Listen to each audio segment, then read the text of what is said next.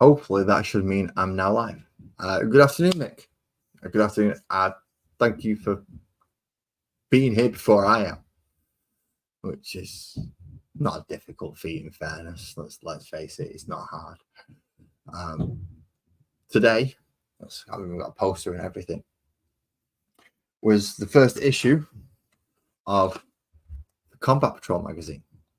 Now, if you've any interest in this is an excellent way to get into the hobby because it's a lot cheaper. Issue 1 is only $2.99 and you get 2 models. You get a Terminator Captain and you get a Winged Prime, which I have both of already. Just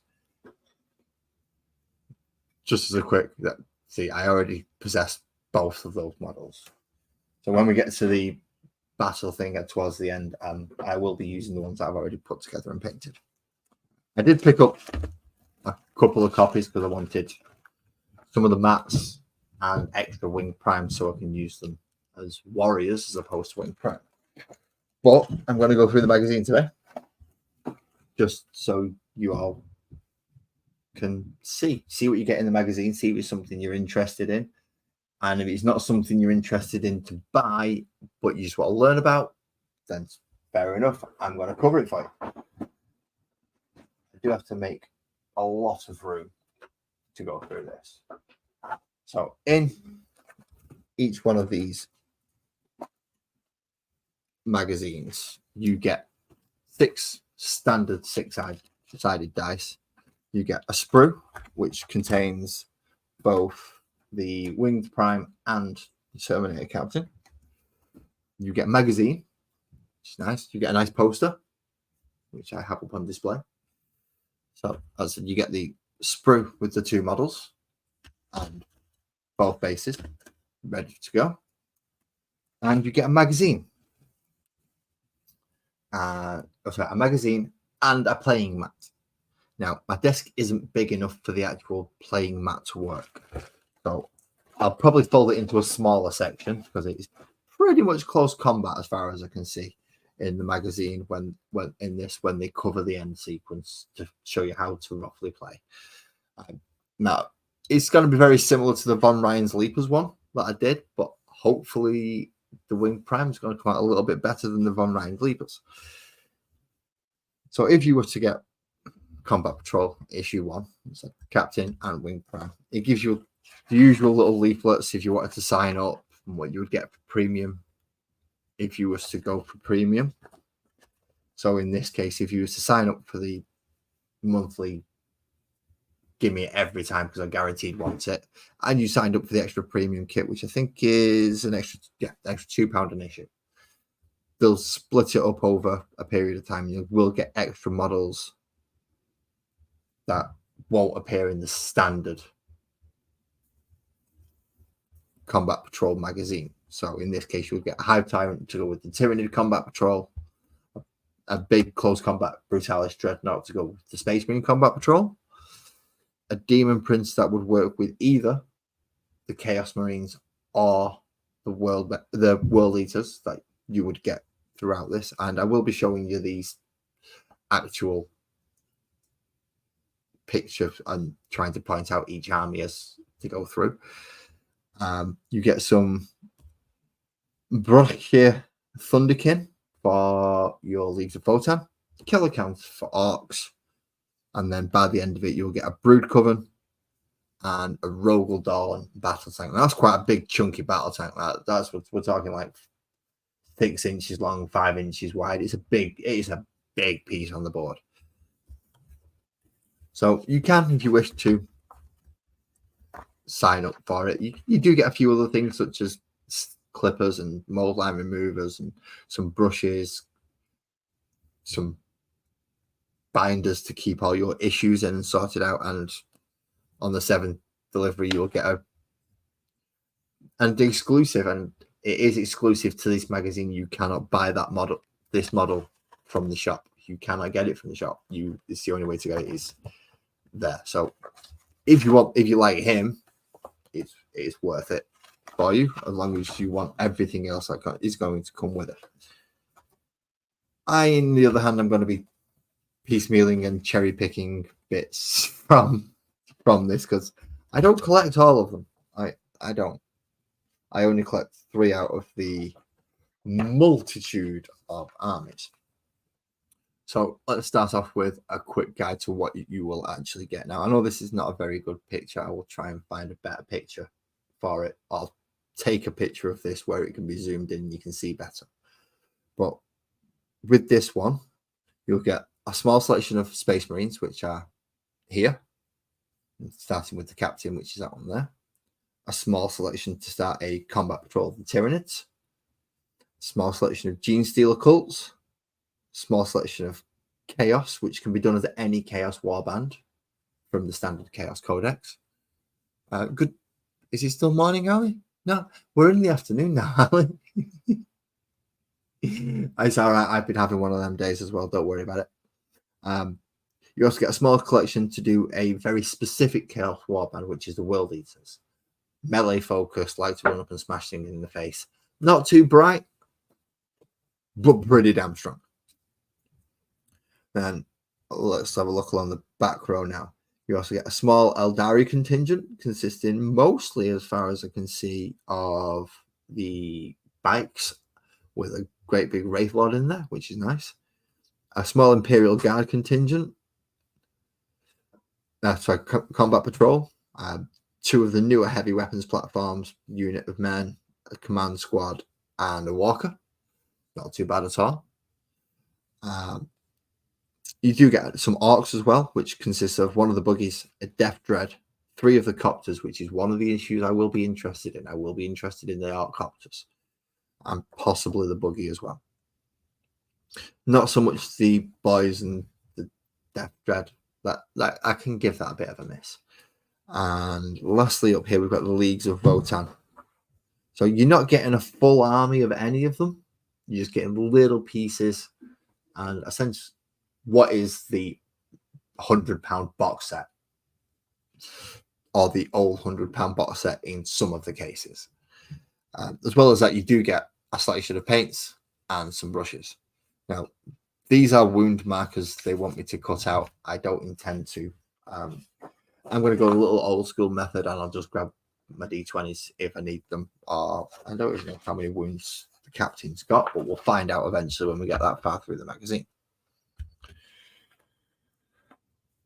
So along with the magazine, I said you get the little pamphlet thing to tell you, please subscribe, because they always want you to do that. And while I'm plugging for them to please subscribe, there is a little button down there if you wish to press it. Feel free. There is no obligation, but it doesn't cost you anything, and it helps me a little bit, just a little bit.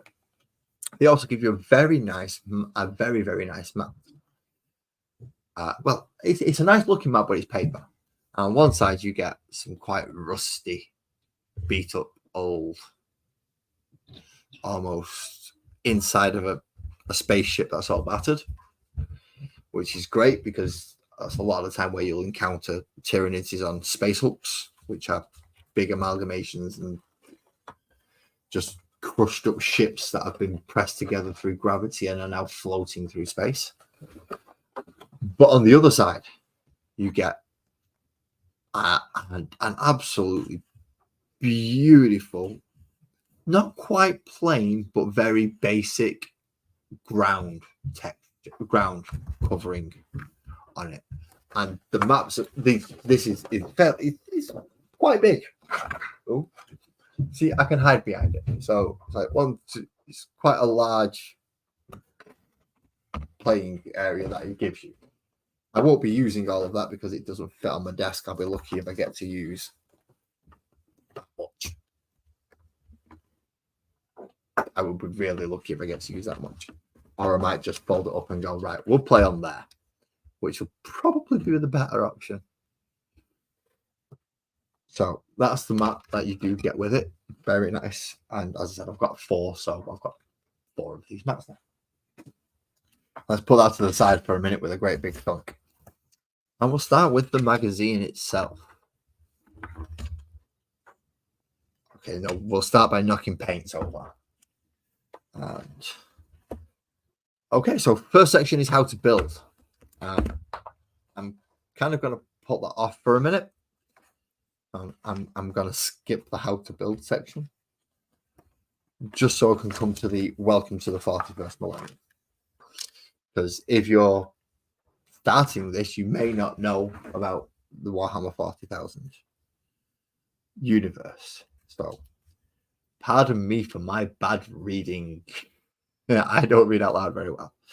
But take it from here. To quote from this section, from there. The galaxy burns as colossal battleships duel in the heavens above. Armies of countless worlds battle for resources, glory, or simply for survival. Hope, enlightenment, and progress have been scoured away by the flames of endless conflict. All that remains is hatred, rage, and war on an unimaginable scale. No, what kind of an entrance is that? That is an entrance and a half to a scenario, to a universe, isn't it? No, the kids don't go back till next week, Ali. I know. So, continuing on, because it does. He's got lots of words in this one. I'm not. Has it got lots and lots of words? Yes, but it covers mostly Tyranids and Space Marines. So we're okay. We've not got too much reading to do. I don't have to tax my brain too much. It should be all right. Exactly, Steve. There is only war. It is the 41st millennium, and humanity stands on the brink of annihilation. For thousands of years, the Imperium of Man has claimed supremacy over the galaxy. But it is beset on all sides by threats. On the fringes of the Imperium, ancient and arrogant alien empires battle to reclaim their long-lost dominions, eradicating entire planets with incomprehensible technologies. Within the Imperium's heart, darkness takes root, as cults and mutant sects tempt the masses with promises of freedom and power.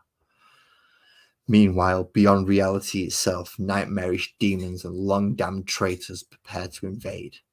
In the grim darkness of the far future, as Steve said, there is only war.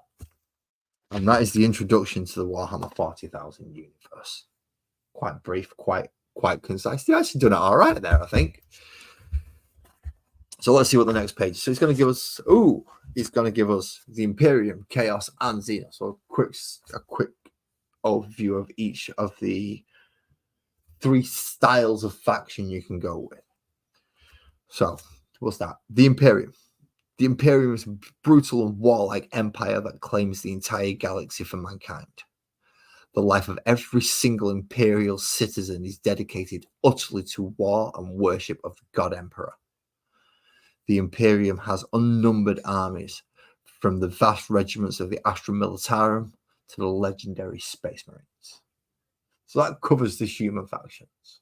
There are more in the human factions, because you have the Sisters of Battle, you have the Agents of the Imperium, and as well as various different types of Astra Militarum, Space Marine, and you can customize it lots of different ways. You don't just play it in 2 different ways. It's great. The next one is Chaos. In the 41st millennium, all emotion has a psychic echo. Millennia of hate, fear, and ambition, despair, and desire have coalesced into chaos, a reality-warping force of terrifying power.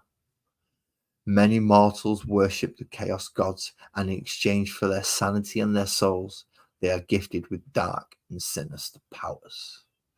So yeah, that basically is hell.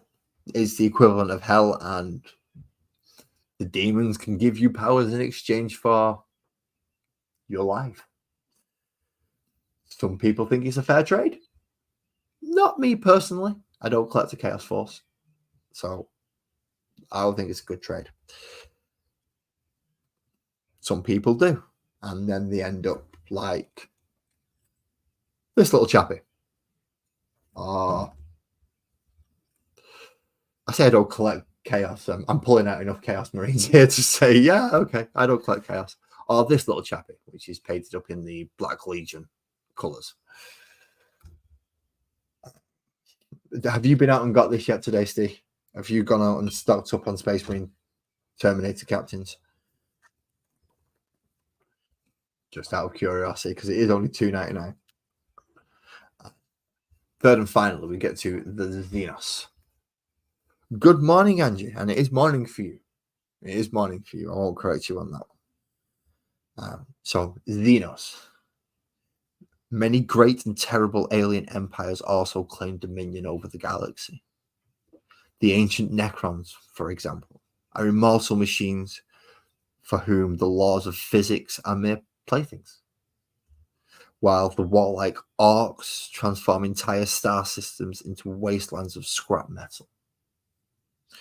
The Tau are technologically advanced pioneers who use diplomacy as much as brute force, while the mysterious Eldari possess the powers to predict the future with incredible accuracy. They did miss one vital one off the Xenos there, which I'm guessing we're going to cover in the next couple of pages because they give us a model in this magazine for it. You got the other version for a while ago, Steve. I got some of it.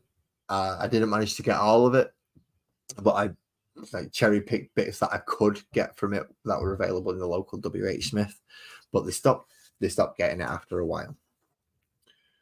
So in issue 1, they're specifically going to cover Space Marines and Tyranids. So it's an Imperium faction and a Xenos faction. And they're going to give us a little bit more of an in-depth. So I've got a bit more reading to do. And yes, I'll even highlight that one just to make sure everyone understands. Eldar is because the Tolkien estate owns the rights to elves, especially in the way that Games Workshop wished to portray them. So they've had to change them to Eldari, even though they print the Lord of the Rings war game and they get to call them elves. It just boggles the mind.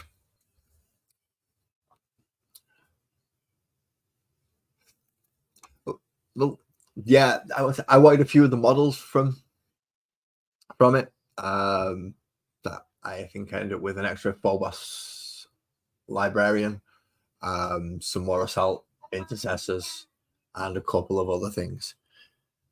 Now, I may get some background noises, particularly from young children, because they're still off school and they are running around like headless chickens. But I shall carry on anyway. Soldier on in the name of Space Marines. Right. So the Space Marine section. No regular human could hope to stand against the endless horrors that beset mankind. But the Space Marines are no regular humans. These warriors are demigods of war, enhanced by ancient gene alchemy and the Imperium's finest technology to become the greatest army humanity has ever known. A Space Marine is the ultimate warrior, ruthlessly selected and trained from an early age. Space Marines are remade through countless surgical and genetic enhancements. These warriors are stronger, faster, and smarter than the very best unaugmented warriors.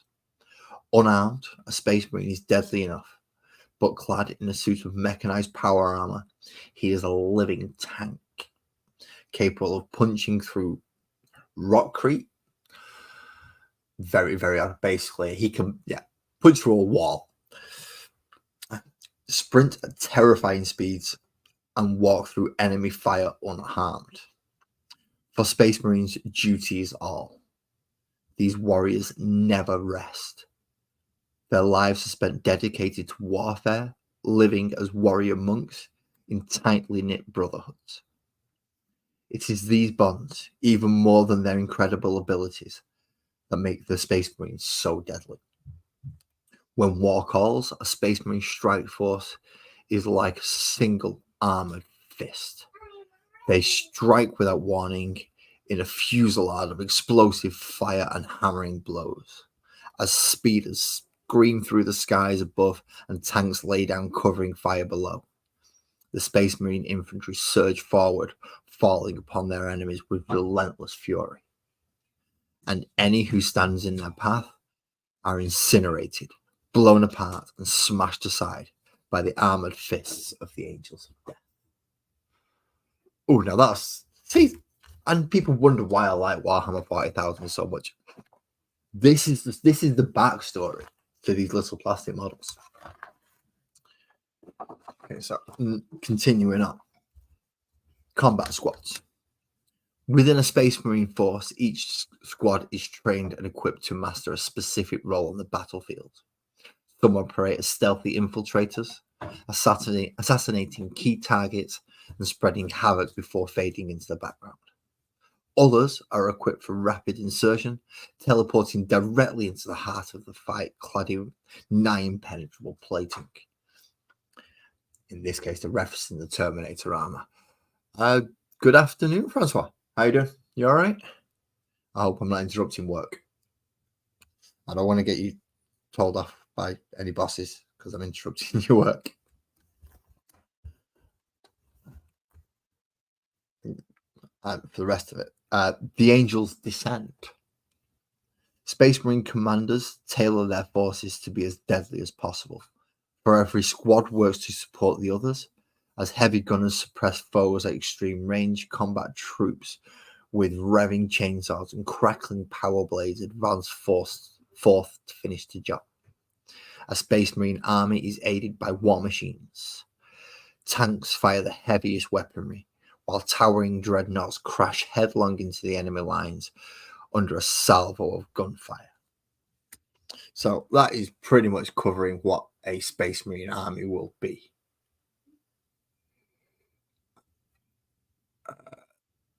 Okay, Ali, we'll see you later, and you have fun. I hope it's fun. As it covers at the... I know I'm bouncing back with pretty much no thought process to it.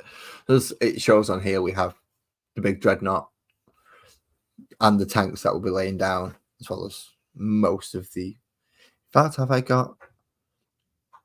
No, I don't have... I have those two. I don't have that one.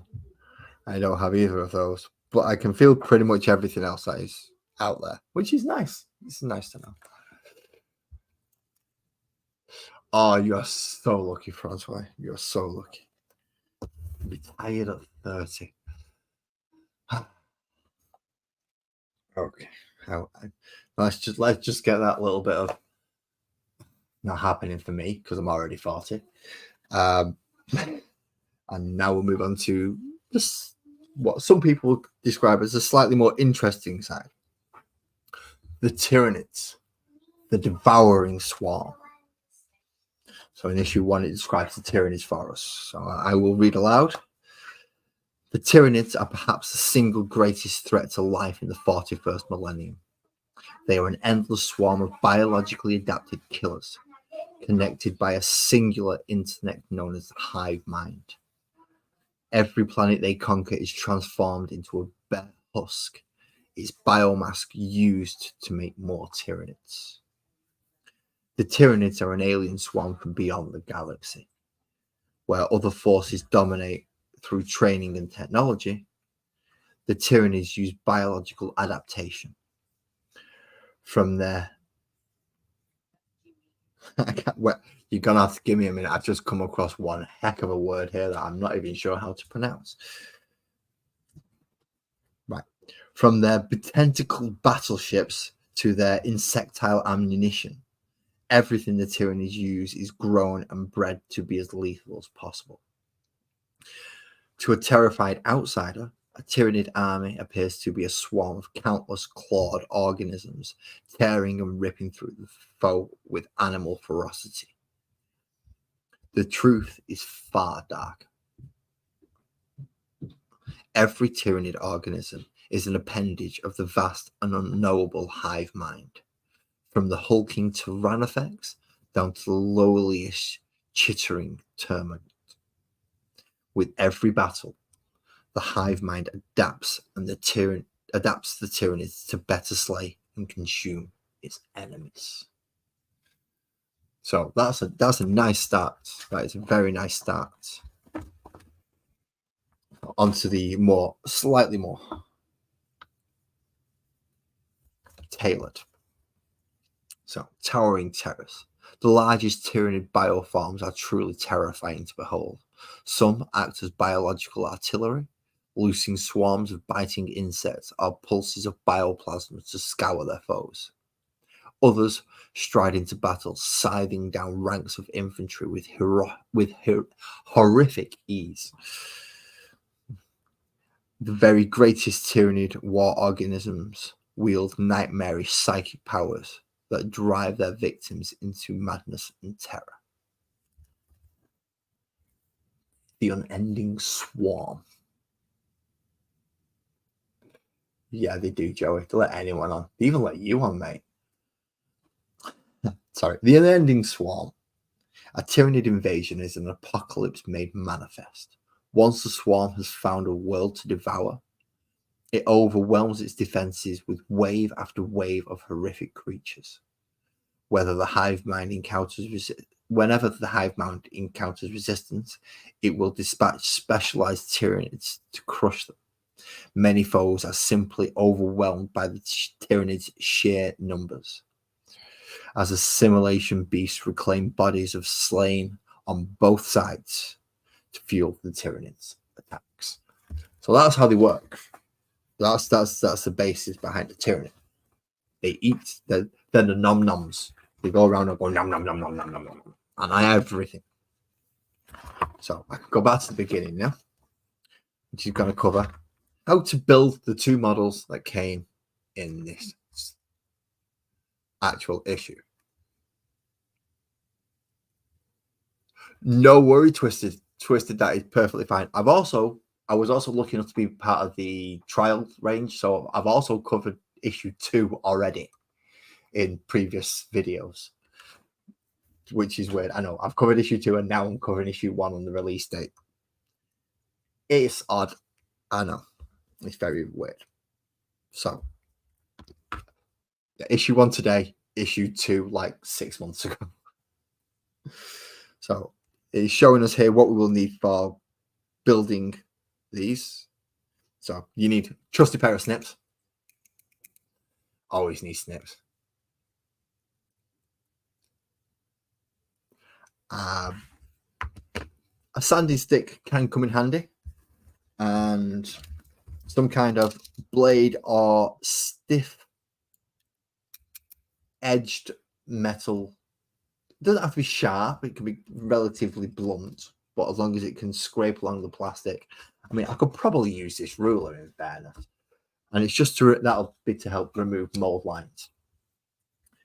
Now, on putting these together, I'm not going to be too intricate on making sure that every little line's done perfectly. As I said, I've picked up 4 copies of this because I want to turn the Winged Primes into Tyranid warriors.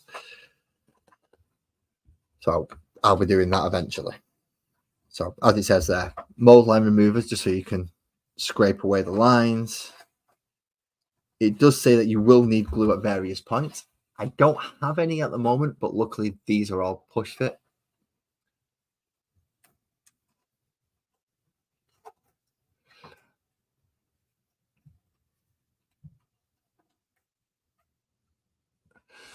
Well, if you are looking to get this, you don't get a full army of the Tyranids. You will get what you will get in a start collecting box plus a parasite of Mortrex for Tyranids, but you will also get what you get in the start collecting box for the Space Marines, and you'll end up getting a chaplain and bike as well.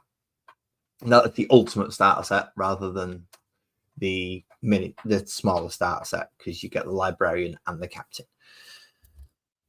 But this is, as it's named, Combat Patrol. It is, see, well, you can't actually see because it's there.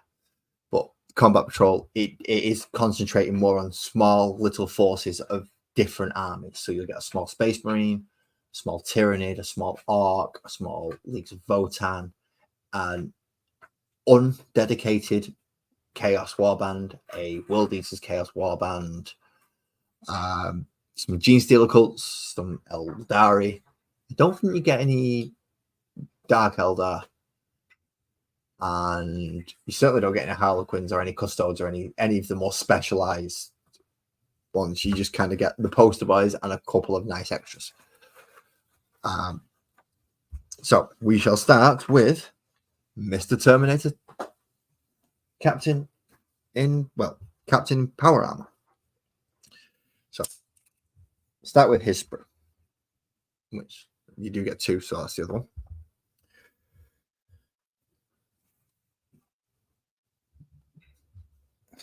It does give you small instructions such as make sure pieces are lined up before you press them together.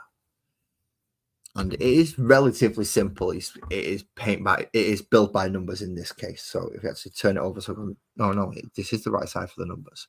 So to start off with, you clip out 14, 13, and 12, which is the main torso, the back, and the front of them, essentially, all nicely all laid up in a row there for you, just in case you've not built one of these before and you're wondering where on earth are these pieces. You can find the one with the big cloak, and it's that one, and that one. Now, there are 2 ways you can snip them off. You can either snip them off close to the actual model itself to try and leave as little of a burr as possible, or you can go the other way around, because if it's a little bit more difficult, snip off a slightly bigger burr and then go back and clean it up afterwards. So as I've just done the bigger burr, I am going to have to go back and clean that one up afterwards. But generally, I'll try and clip close to the model. That's just my preference. It's also easier for speed as I'm trying to do this live on a video.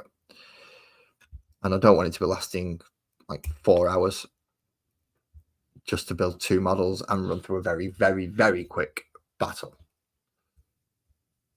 So no Dark Angels, no Grey Knights. I mean, you could just paint the Space Marine section as Dark Angels. You do get a chaplain, you get a librarian, you get a captain, you get Terminators, and you get Infernus Marines. So, as I said, just something small to scrape off any of the marks that were left from the snips.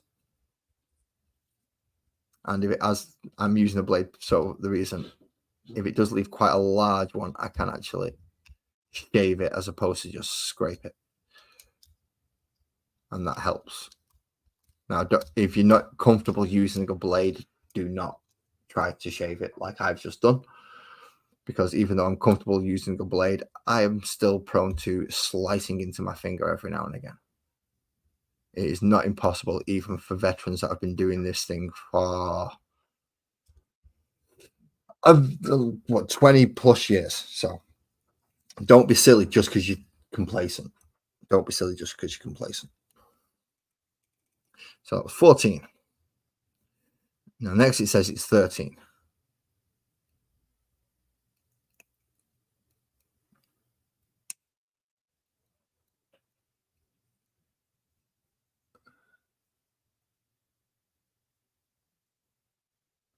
Yeah, this is no good if you're looking to build a full army. The last 2 were much better for that, especially if you wanted Space Marines. The first one was probably the best one because you got one side was all Space Marines and the other side was all Death Guard. It gives you 2 full armies, well above and beyond 2,000 points. It was brilliant, and that is the only one that I actually signed up for.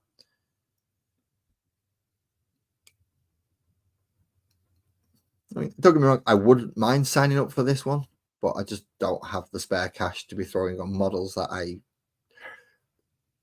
I'll only be painting. And although it is cheaper than buying all the models from Games Workshop, I never intended to buy any Leagues of Votann at all, or any Eldari, so just buying those magazines would instantly make it a... Yes, Steve. Francois puts your Dark Angels army to shame. And I've seen your Dark Angels army. It is not small. There is a lot of bikes in there. And a lot of Terminators. But if you was to, say, paint all your Grey Knights into Dark Angels, it should bring you up close. And yeah, there is that fact. Good afternoon, Beaky. Are you all right, mate? Sorry, it was a small comment, and I kind of missed out the corner of my eye there. So I'm just going to clean up the mold lines, which regarding the putting together stages, this is probably the most intricate part, because you do actually have to pay a little bit of attention so you don't accidentally take too much material away and end up with a great big whopping dent where you would like a nice smooth panel.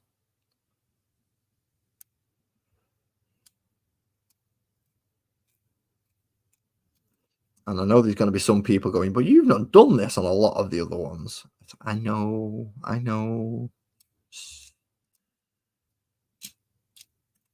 But this video isn't for me, so I'm going to have to do it for people that want to do these. And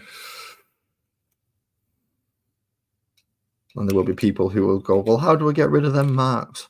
This is how you get rid of them marks. It's just a small scraping motion with the blade pointed away from you, but you draw it towards you. So you're not actually cutting it, you're just scraping. And that reduces the amount of material you're removing from the top. Now, as I'm not going to be painting these today, because I've pulled out the two that I've already painted to run the battle with afterwards, as I don't like either one of the paint schemes that they've put in here.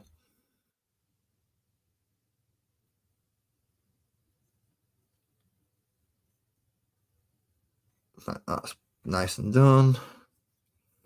Let's get rid of that line around the top of his backpack.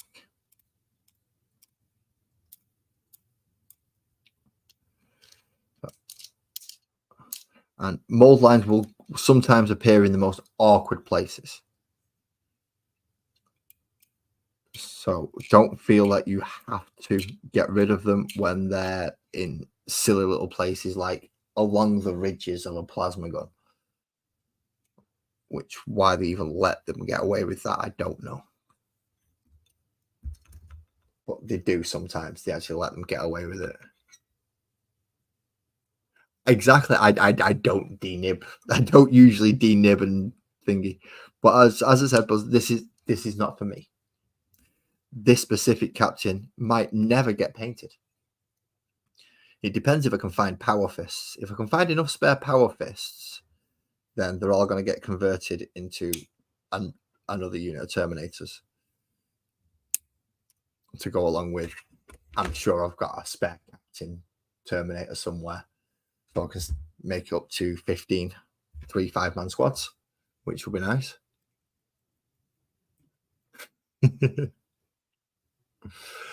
The answer to that is do not drill the barrels. I am not going for realism. I am going for suspension of belief and fantasy. So I do not drill the barrels for that reason. Now, that may cause an absolute chaos in the comment section, but so be it.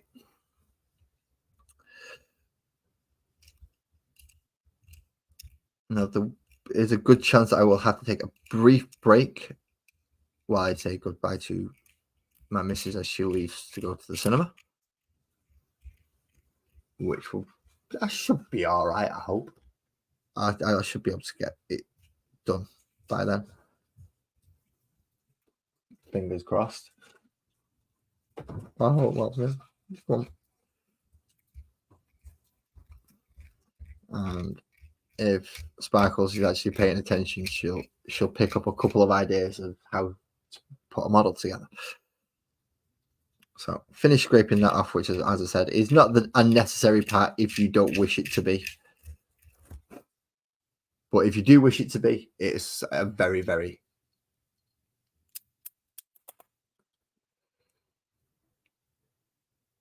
that's nice. So let's see. Wow, Rogue Trader. So that means you had the original Beakies and quite possibly that really, really odd looking land speeder.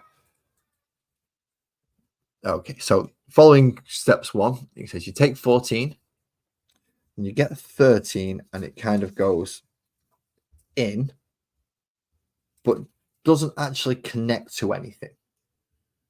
Doesn't connect to anything until we put this one in, which is going to slot onto the main pin in there. Providing I have actually lined everything up correctly, which it did tell me, look, make sure the pieces is lined up as seen above before you continue. So it looks to be lined up like that. And you would think experience of putting one together before would help. Not necessarily with Games Workshop, but in this case, it's gone together quite nicely. So that's the start, which is part 1. Next, it's going to tell us to put on his sword arm. So that will be his right.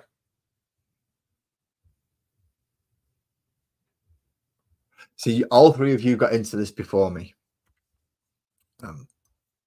All 3 of you got into this before me, which just says one thing, that I'm slightly younger than you, but not necessarily by too much. You all got in at Rogue Trader 2nd edition. I started at 3rd. So it's not like I started a million miles away. Okay, so the sword arm is number 16 and 15 for the shoulder pad. So if we're looking at the sprue again, it's sword arm and the plain shoulder pad. You can see quite clearly, well, I can see quite clearly there, but just in case you can't, it's the plain shoulder pad.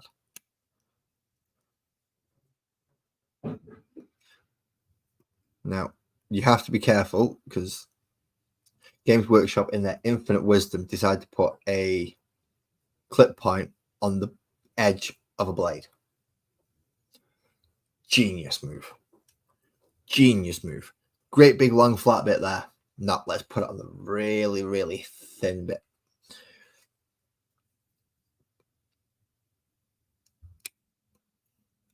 So that's his sword. And his shoulder pad pauldron, depending whether you like correct terminology or you're lazy like me. If you're lazy like me, it's a shoulder pad. If you like correct terminology, it's a pauldron.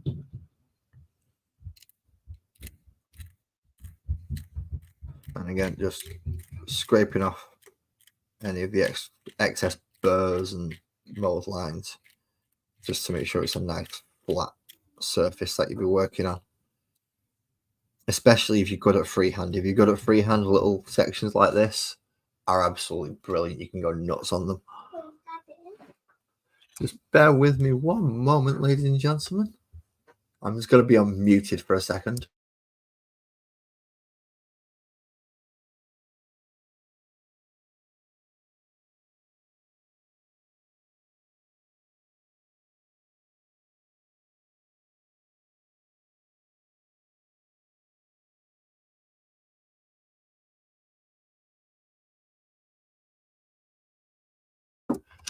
Now, I may have a program in the background from now on, as my youngest wishes to watch something while I'm sat here doing this. And I can't stop him. I can't dominate the living room and say, everyone get out, because I want to do little plastic models. I'm not that cruel. So he's sat just there watching television.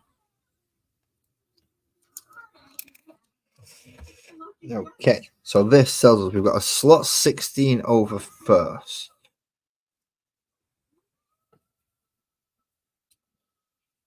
Which, do you want to give me an idea on positioning? There we are. Right, so it's supposed to be like that. And then this will slot over, and hopefully it will force the arm into the correct position it's supposed to be.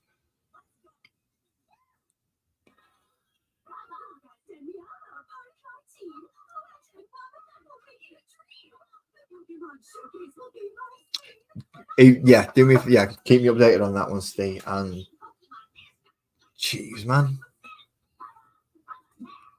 Do you not get a break? You know, just one. Just a weekend, dude. Just maybe not feel. Just give you one weekend where you, yeah, not bad. Go through all that, essentially. But good luck with your blood test. Hopefully they don't rip part of your arm open or anything, or leave bruises that come like right down here. But yeah, please do keep me updated on that, because I like you, man.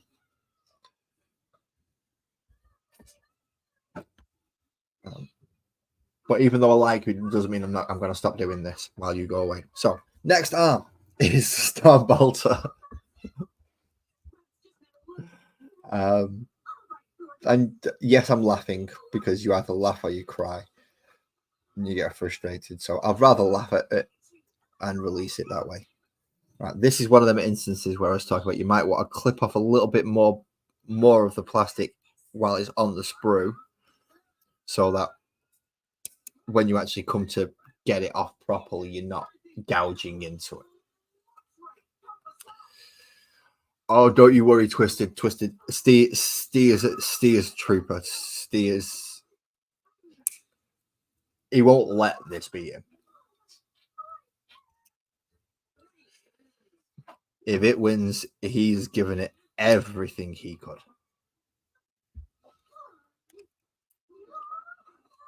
So, sorry, moving on, it's telling us first of all to assemble the actual gun itself, because it only comes half and half there. So we find the other piece, which is 19 and 18. I've already done 19, which was here in the bottom corner next to the head, and 18, of course, because we call the numbers.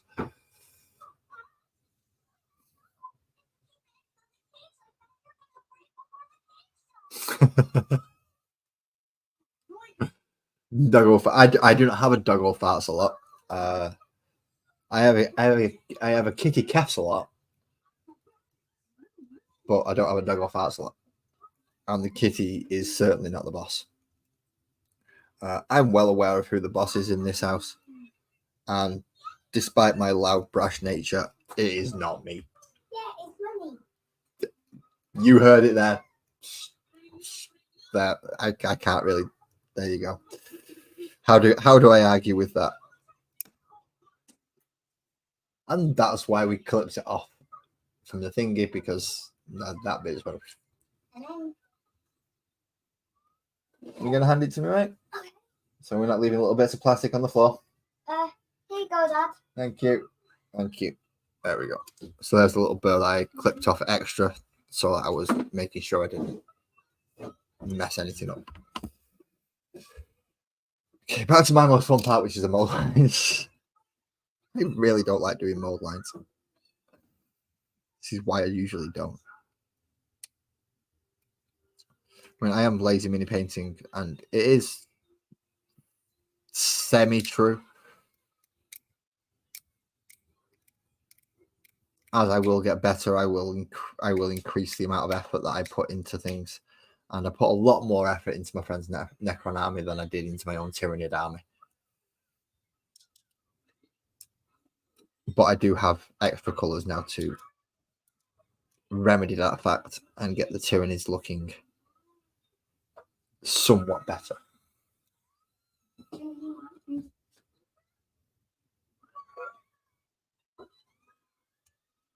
Yeah, got it. Okay, just don't get anything else off that tray, okay?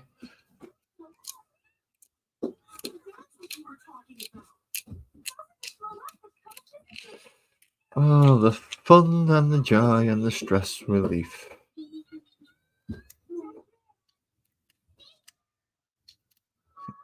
Mold like right. Why did he? Okay, just to emphasize what I was on about a moment ago. Right in the middle of that joint there is a mold line. So to actually accurately get in, and scrape it, you're looking to move the metal implement about 3 millimeters.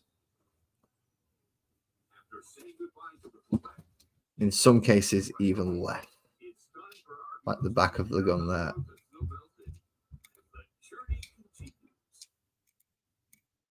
Just take that one little line off. I'm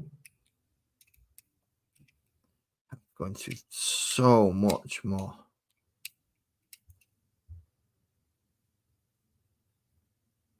Now, how are you doing on there? You doing okay?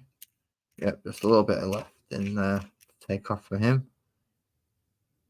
None on the stupid pipe works, which I would not be able to take it off. If it was on that little ridge section there, I wouldn't be able to scrape off anything.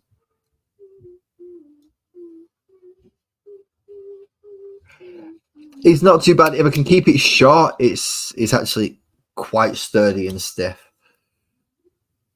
So I keep it I keep it on the very short. I mean, if I put it like that, then yeah, it's just going to bend all over the shop.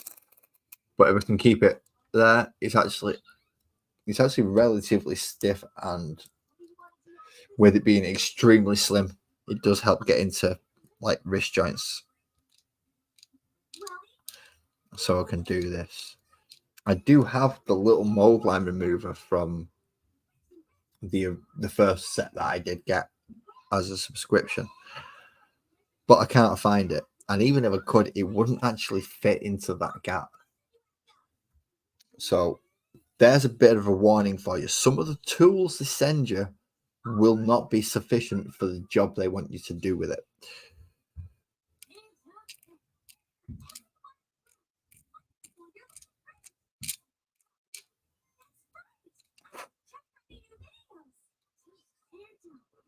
Now, if I am picking up any background noise other than normal people talking, can you please let me know? Because if I do get that certain background noise, then it's almost guaranteed a strike for me. I'm not going to mention the thing just in case it is not audible in the background, because that would be stupid of me. Give them a heads up and go, yeah, that was, when you can't actually hear it. Okay, I've noticed a small section there, which I'm glad I've connected up before I attempted to clean that.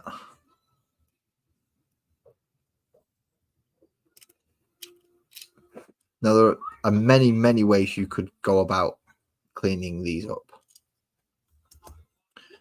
For instance, sometimes you will get sections that don't match properly.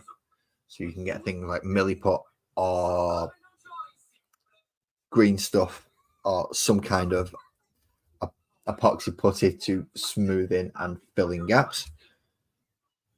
Again, this is just a quick, this bit goes here, this bit goes here, this bit goes here. This is the one I made earlier. Let's do the battle. So I won't be filling in any gaps on this stream. However, if you want to see whether or not I'm even capable of doing that, because to be quite honest, I don't know, leave me a comment. Let me know. It's like, yeah, we want to see you torture yourself trying to fill in gaps on a model with putty. We think it'll be amusing for us. Good practice for you. Do it. Let me know. But don't let me know in the chat, because I'll forget. I often forget. Speaking of things that I've forgotten, somebody came in about a month ago, I believe, mentioning sculpting small little things. If anyone actually remembers who that person is, I think they were called Rebecca, but not the Rebecca that was up on Monday, a different Rebecca. I'll have to double check that it wasn't the Rebecca that was up on Monday, but I can message that one and find out. Whereas the other Rebecca, I can't, and I can't remember which stream she mentioned it on, so I'm a little bit, I don't know where to go. So I'll find it eventually, but for now it's building just all fall out of my hands.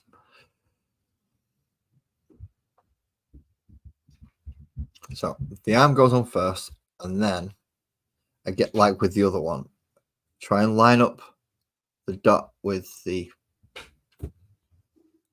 hole with the pin, and then if you can get it to actually go on right, it should make the gun, the actual arm, sit in the correct position.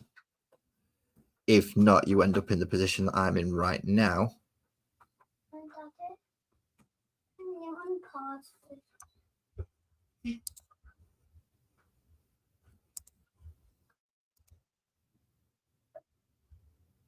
Just let me sort this out for myself.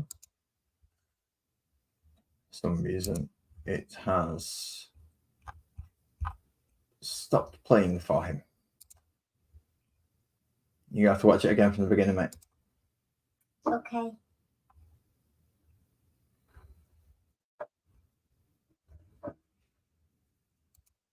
If it works. There we go. Sorry about that brief interruption. But I had adulting to do. And I have to be an adult sometimes. So you're supposed to go on like that. Right, okay. Now that I've put it on, it's not going to come off, is it?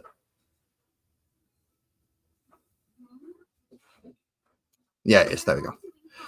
So it does go on. It does fit. I've just proved that very fact.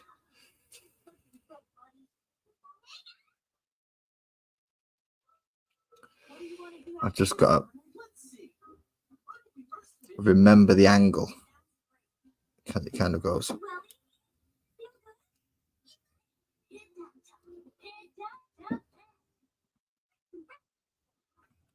So that's too big of a gap there in his shoulder. It's quite blatant to see that that gap should be the same size as that one.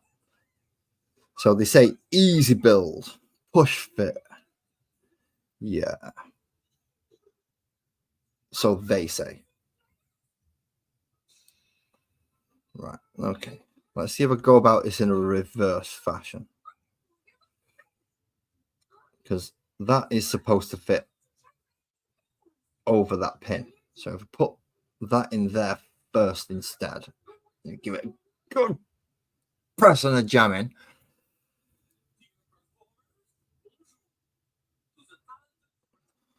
There we go. That's better. So we now have almost a complete Terminator Captain. So that's section 1, 2, and done down to here. Next, it's saying the front of his legs, which are 21 and 22, and 20, which is the actual head.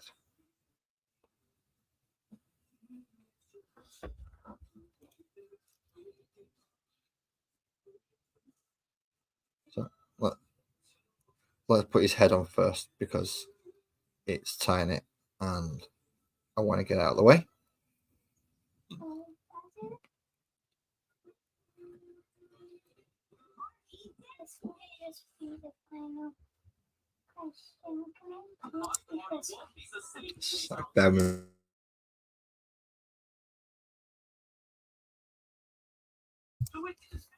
That was an easy solution. I'd already done it, apparently.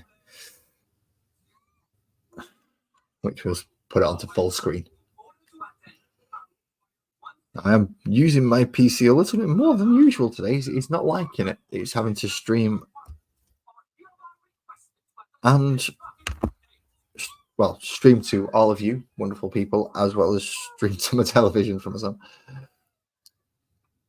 So it's most definitely having a bit of a fun day today, my computer. Okay, now nice screaming face in there.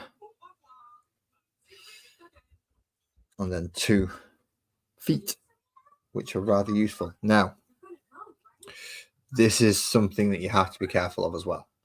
On the feet, there are 2 pins on the bottom.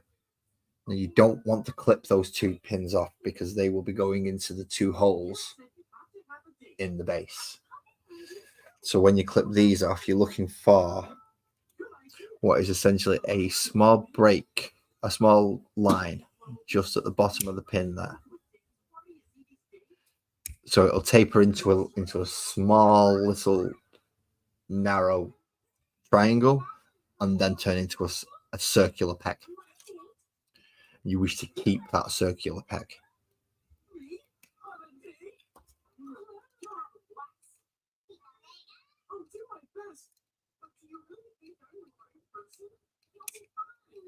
There we go. 2 legs, well, chins.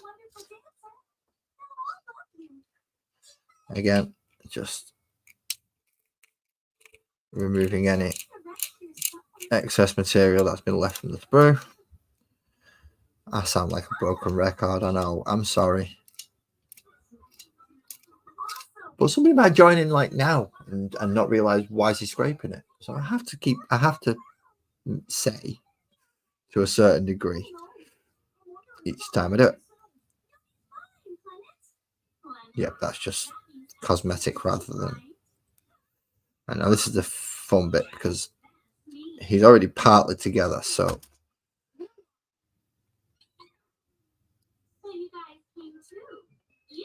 getting your finger in behind there to be able to press in behind isn't always easy.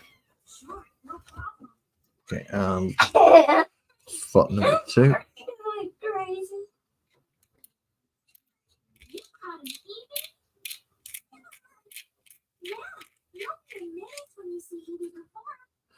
And oh, there's only one joint on that one, weren't there? So that's easy enough.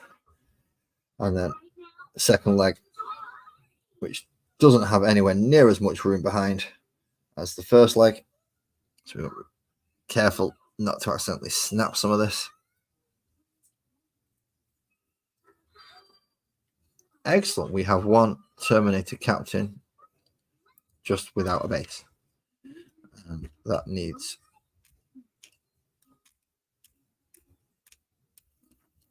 cleaning a little bit more. That's why I better put a sanding stick on that one.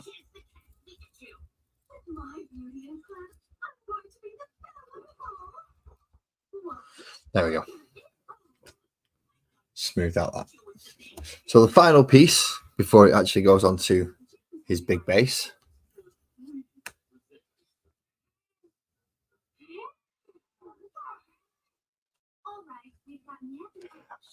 Yes.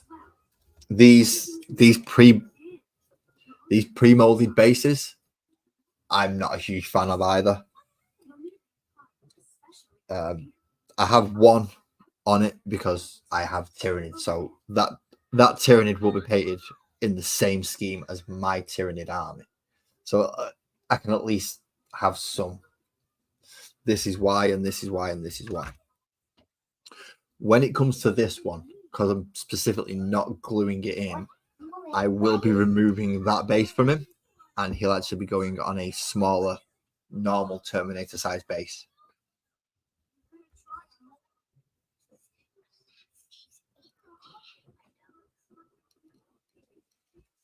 Okay, so that's already floppied off, so I don't need to worry about that.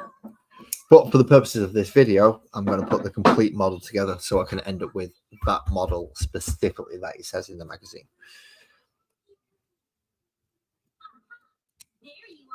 Again, I'm not sure if I have enough power fists to sit there going chop, chop, chop, chop, chop, and replace for them all. So I'm just building the one for now. Just go through, make sure the 1,000,000,006 mold lines that they've left on, especially on these larger pieces, are all gone. Okay.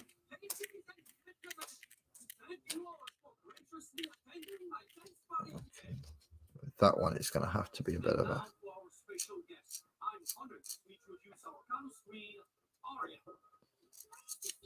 of a sand just to make sure on that one.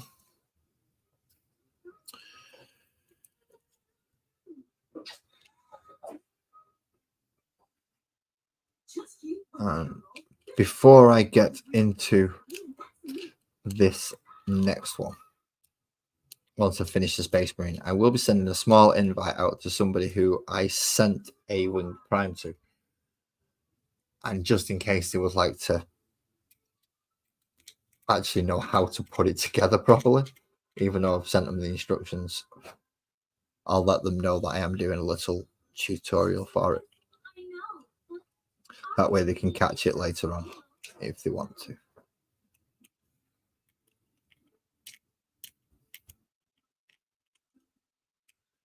Or they may even wish to come up and join me and grab theirs out and build it with me. Who knows? It will be a returning guest, although they are not a Warhammer collector or player at this moment in time, having sent them a model numerous times.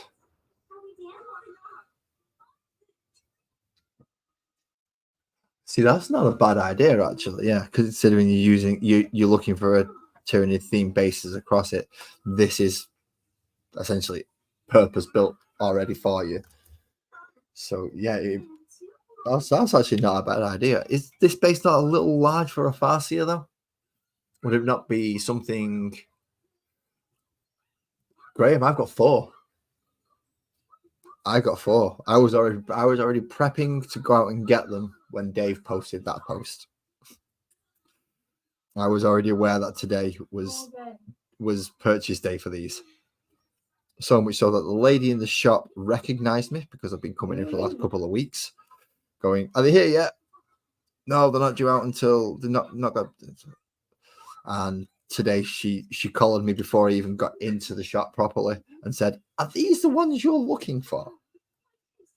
And I did a hooray of joy and nearly fell through a Perspex stand. Like you do, you know. Do not follow my instructions and just grab a knife blade like that. I am not health and safety conscious. I am actually probably the worst health and safety monitor you could ever ask for. So I do request that you do not copy all of my tool practices. Even though it's serrated, it's not actually that sharp. I mean, I could have used that as a multi-line remover, actually, couldn't I? Yeah, that would have worked. A little bit on the chunky side, but still. So there we go. We have the Space Marine Captain in Terminator armor now all built up. So let's pop him up there because I do have that one ready for afterwards, which has been put together and then actually had some paint on. But next we come to the Winged Prime. Now this is the one where I need to send out a small invitation that I've forgotten all about. I should have sent this out before I even started because, well, a thought process might have helped.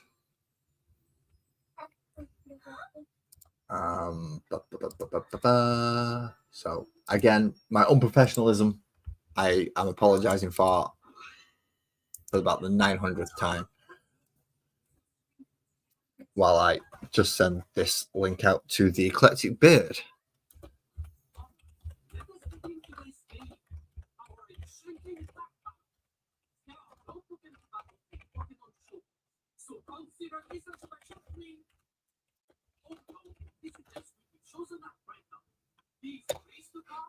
So I'll send him a small invite out telling him that I'm making this model. So sorry, I should have done that first, I know, but I'm usually a late night stream like 9:30 for my time, and it's now like 20 to 2 in the afternoon. So I'm completely out of sorts at the moment and discombobulated as to which order I should be doing things in. All right, so for a Winged Prime, on the sprue, it tells us, first of all, we need to look for numbers 4 and 3 to start making the head, which is, oh, wow, let's see, nice small little section there for 4. And I believe 3 is the actual big horned head section there. I've already lost 4. There it is. There's 4 first.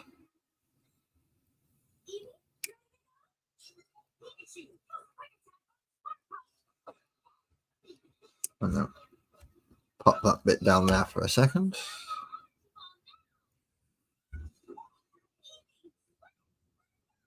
A quick look, make sure I've cleaned this one up. What I don't want to do is come back to have a little tiny piece that I've not cleaned up that I can't get to again. Well, in fairness, that seems to be quite a clean mold on that one. Just got to remove those burrs and that's it. That's actually quite a clean mold for a change. That's good. Oh, right. No, I just ran down to WH Smith, Graham, and just went, yeah, 4 copies, please. After they pulled me out of the stand. He had a good laugh about it, a joke about it, and I didn't get hurt, so we're all okay. It was my own stupidity that ended up making me fall, so.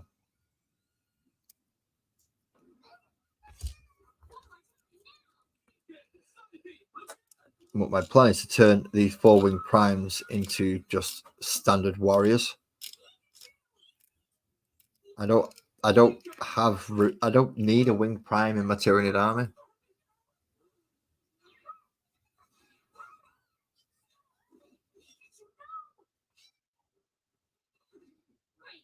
So that makes sense. If you're basing yours for specifically your table, then it gives you a lot more control over how you theme it.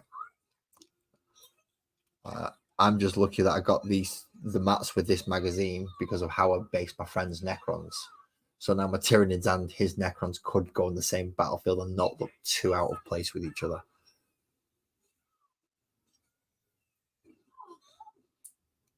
Right. Yeah, when you order it, what they'll do is they'll generally send it in shipments of 4. So you get 1 delivery a month, Graham. And it'll have 4 issues.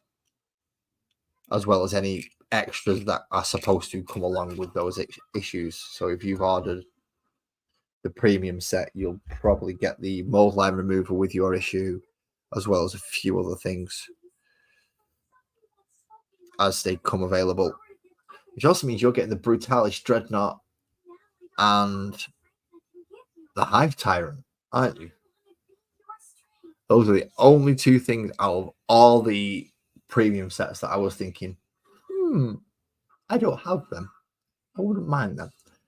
But it's not enough for me to go, right, I'll subscribe to the entire thing for 2 models. And pay an extra £2 on every issue. Good morning, EB. Right, this is the winged prime that I sent you. So at the about 1 minute, about the hour mark, if you're wondering how on earth do I put this together, I'm going through it stage by stage with the actual instructions. If you really insist, I can fold the piece up and post it to you if you can't follow along, but I think you'll be all right. So we put 4 and 3 together to get his head. And next we need to clip out piece number 2. So quick snip. Oh, it's only got 2 joining points. Awesome. I like it when it's only got 2 joining points. And again, back to remove all the burrs and the mold lines and things that we don't want. That's got to be really, it's a annoying sound. I'm hoping my mic's not picking up the scraping. Not a problem, man. Not a problem.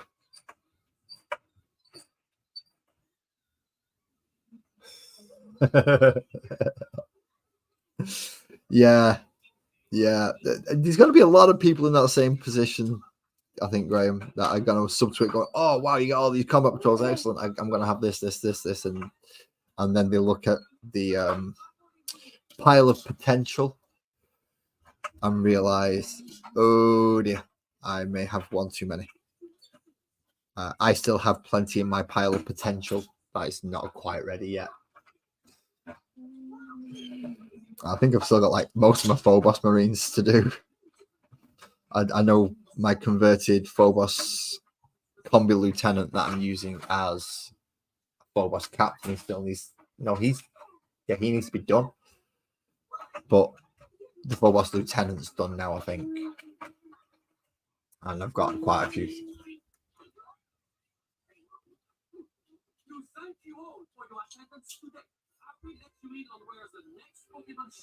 Oh, excellent! That'll be top.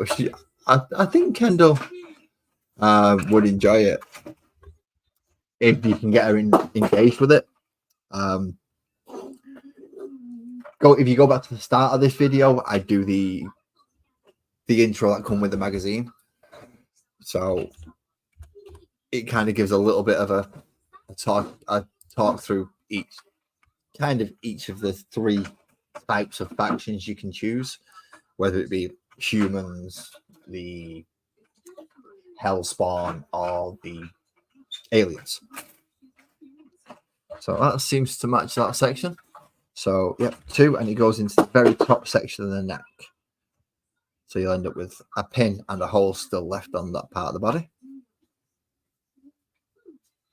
And that's 2, and next will be 1, then 5.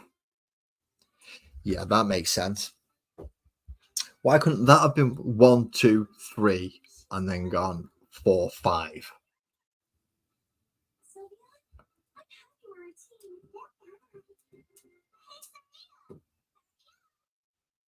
No worries, man. I sent the link just in case. It's never a mandatory thing, you know this. If I send you the link, it's if you're feeling up to it, and if you're not, then you're not. That's perfectly okay, man. But now you're aware that if you can't find the instructions, that from an hour onwards, I'm building the model for you and telling you the numbers. So just let you know if you have. And it's the way loading thing again. Okay, mate. Oh. Learn patience for the loading thing, because that loading thing is the computer's way of telling us silly humans that it's still working. Don't panic. Okay. And yeah, pile of potential is definitely better than pile of shame.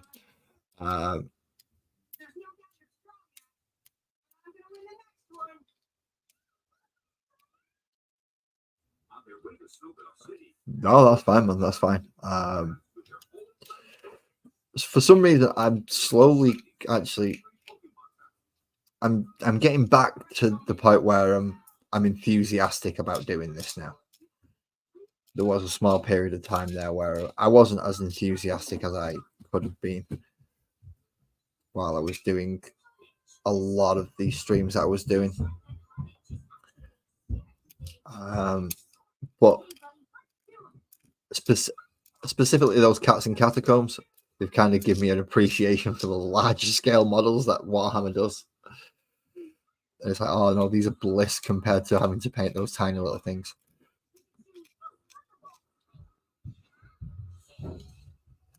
So I'm definitely feeling. Yeah, to put this together, you need. It's not even a blade. It's just something thin and scrapey enough to get rid of the lines. If you want to get rid of the lines, there's no. You don't have to if you don't want to. I have a load of models that have still got mold lines on. None of them actually have burrs left, but they have mold lines. The paint, I'm sure you could. In fact, I think I'll send you a link to a channel because he has a few affiliate links abroad, across the pond, as well as in Europe and Canada and places that you might be able to benefit from. So I'll send you a link to his channel so you can have a look, because they might run it slightly cheaper than your local hobby store. They might not. Generally, you're looking for around about a 10 to 15% discount off Games Workshop prices if you're looking to buy third party.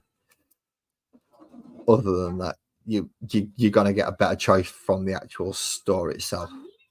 So they've got more chance of actually having the item in stock. But if you can find, like for instance, Wayland Games or Element Games over in the UK, somewhere that stocks them at a discounted rate, that's pretty good. Right, so how is this supposed to go on?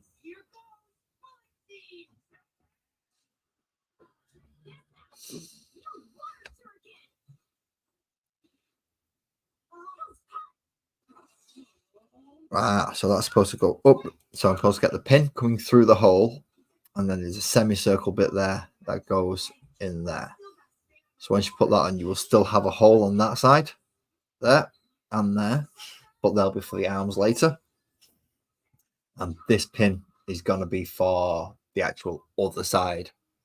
Yeah, mold lines are the bane of this thing, but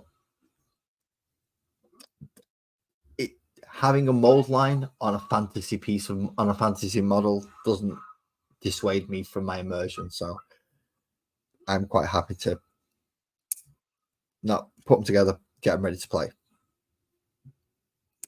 I mean, this one's probably going to be the best looking model.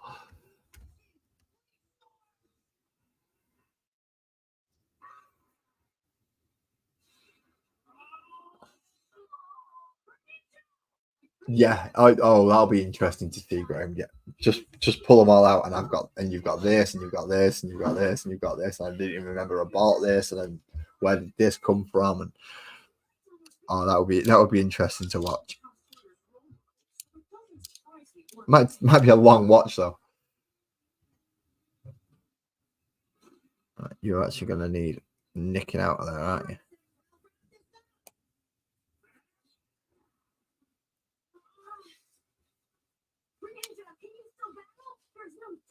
So let's make sure I can get that little bit out of there, because that's really annoying place to have had that one. A couple of mold lines down the back of his either chitting or shitting, or yeah, his bug-like armor. And that's relatively simply done. So let's reposition him back onto there, hold the top, and then do our very, very best to line that up correctly, and then push together. Push, and there we go. We felt that final click. Oh, I've got tea. Thank you, Francois. Thank you very much. You reminded me I've got a drink. Cheers.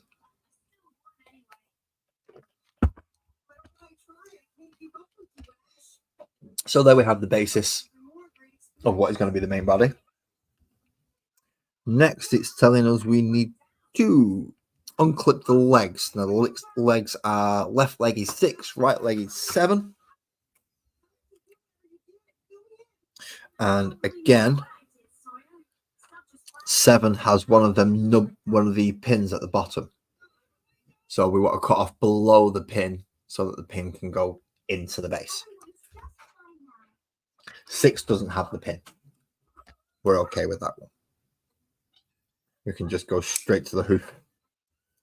And it is a hoof, not a foot.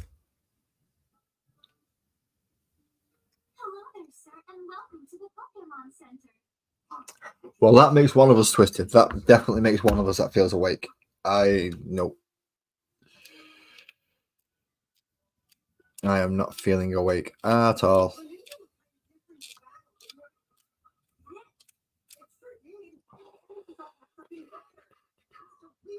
Right. Any really glaringly bad mold lines on this one? Yeah, right down the back of his thigh there. His thigh? I don't know why I said his thigh. It was born from a pile of gloop. It's an it, not a him or a her or a they or a them. It's an it. being singular, that is. The group would be a they.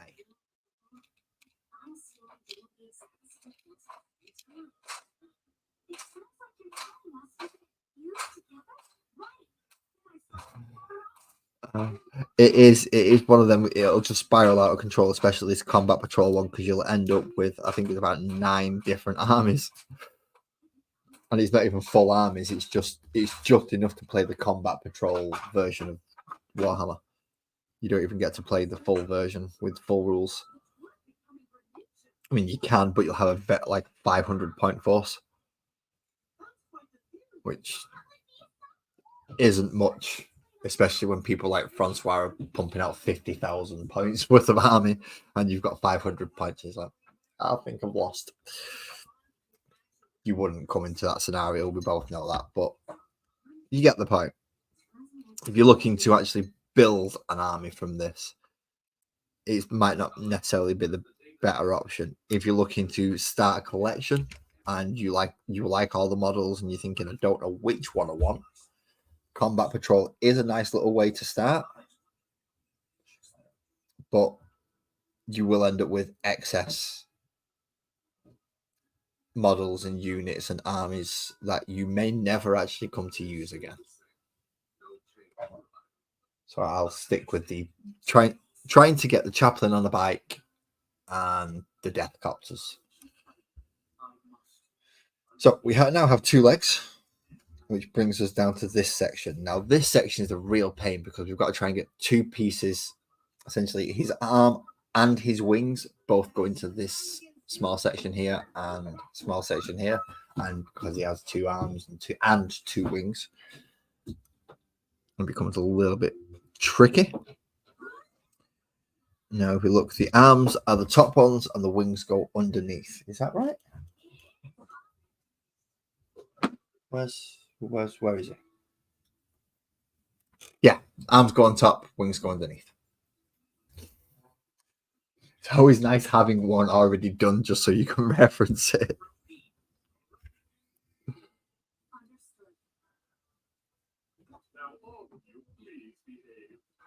In which case, great, it might be worthwhile because you're going to get a versatile selection of models to paint. Now, I do enjoy playing more than painting, even though I know I have a painting YouTube channel. But that's so I can actually get my stuff painted, because I just don't sit down to do it if I don't. I kind of need the motivation from all of you to get me to paint things.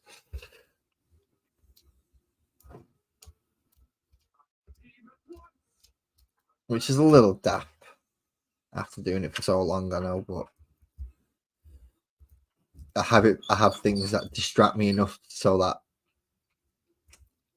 unless I make time to do it, I just don't get a chance. Because something will always distract me and always find a way to take up my time. Saying that, I have made an attempt to quit the tobacco, so hopefully that'll free up some more time, and I might actually be able to get my Tyranid terrain built, which would be very nice. I have tried using Milliput just to see how it goes and how easy it is to work with. So I made my first Milliput model last night. I say model, it is a very poorly sculpted turtle. A very poorly, in fact. Where is it?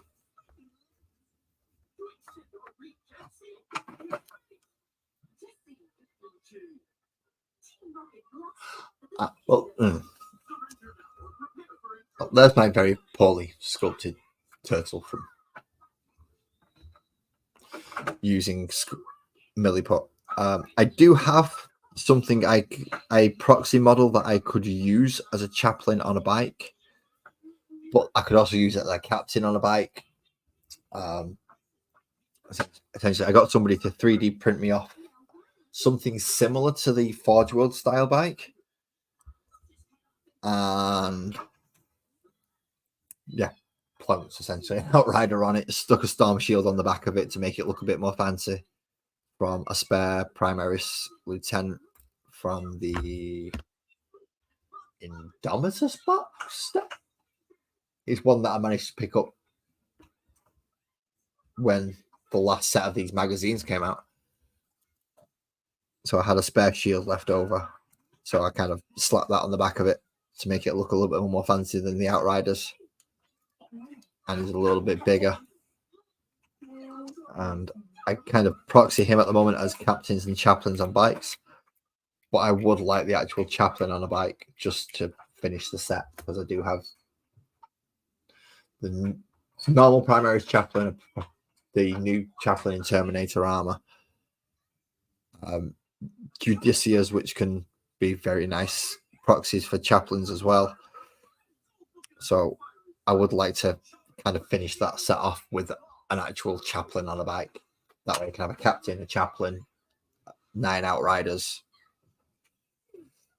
and I could do almost a combat patrol of just bikes that, or you can at least put them into one of the companies. Shame you don't get a lieutenant on a bike or a librarian on a bike anymore. I say shame. I'd have to make all them. And I don't think I have anything that would help me to constitute. Okay, so we've done the arms, which was numbers 11 and 10 for the arms. So the scything talons are 11 and 10. And then you've got 8 and 9, which are the wings.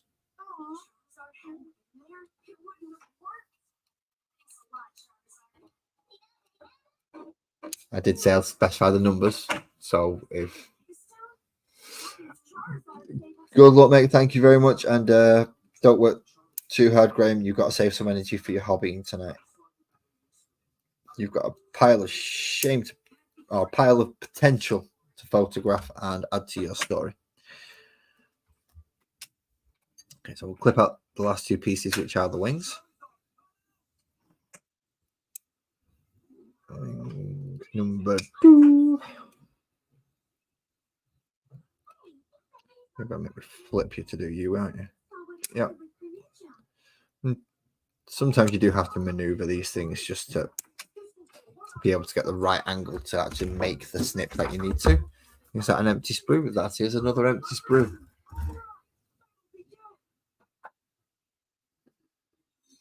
All right, let's see.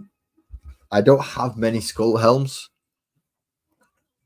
I've kept one spare and used the half mask on the Terminator Chaplain because I've chose to be a salamander successor. I don't have to paint flesh tones. Again, another lazy thing to be able to do. And I didn't choose salamanders to be lazy. I just happened to find out that I could be afterwards. I chose salamanders because Vulcan rules. And anyone who disagrees can go kiss his perpetual backside.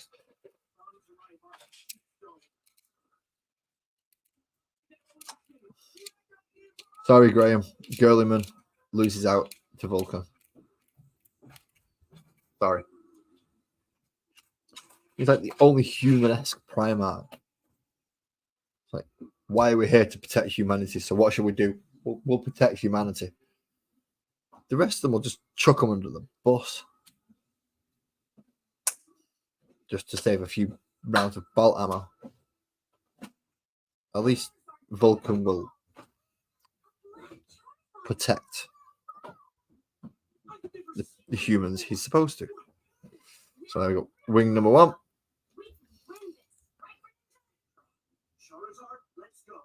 And now that one's down there. This one's supposed to be much higher up.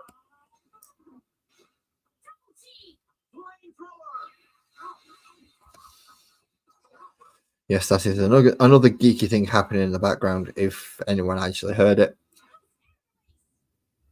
But there we go. We have 1 Winged Prime. Oh, I do have a spare Reaver as well. I don't like Reavers. They almost seem like a useless unit to me. So why would you have Reavers? I can just anything with some kind of close combat capabilities better than a Reaver. Let's just pop him onto the base there. And that is said Winged Prime. Nah, Vulcan's just chilling. He's like, look, I got thrown into a planet-sized reactor. I want a vacation. I'm taking a bit of time off. Tell you what, go find all my treasures. When you found all my MacGuffins, then I'll come back. Well, I'm not coming back till you've got all my MacGuffins. So, one very nice Winged Prime and Terminator Captain. So these are the two models that you will get with issue 1. Put together, not painted, of course.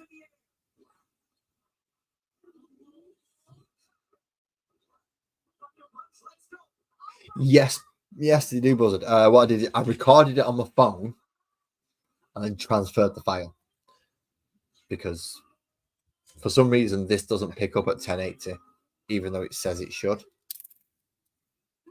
So yeah, I recorded it on my phone.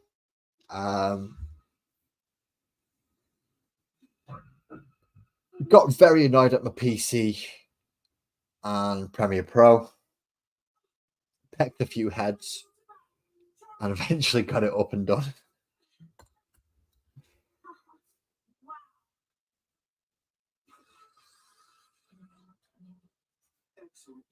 Okay. Exactly. So using Reavers is a much better option for using Reavers as infiltrators. Much better option. So we've done the buildy section. We've done the welcome to the 41st millennium. I did read through all of that. So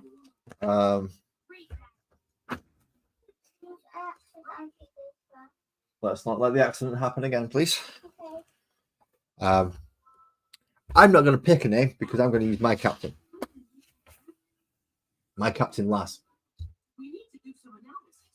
Yep, sounds good for me. And we have the data sheet for said captain. That's going to be coming. You're not the only one to see. I have no idea how to use Premiere Pro most of the time. In fact, the Eclectic Beard and Beaky Buzzard are my 2 points of how do I do this again? It got to the point where I even forgot how to upload a video yesterday to YouTube. So that's bad. That's bad. This one, however, I will roll a dice for. So I'm just going to go get my dice and a dice tray. Because, of course, I'd forgotten I'm playing a dice game. So what do I forget? Dice and dice tray.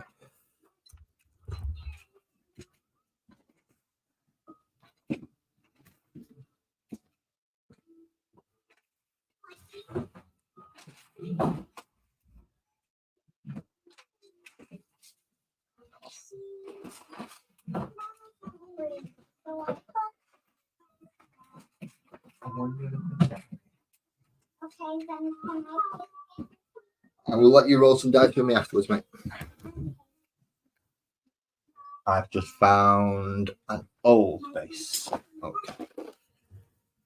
Do not run over the extra magazines, please.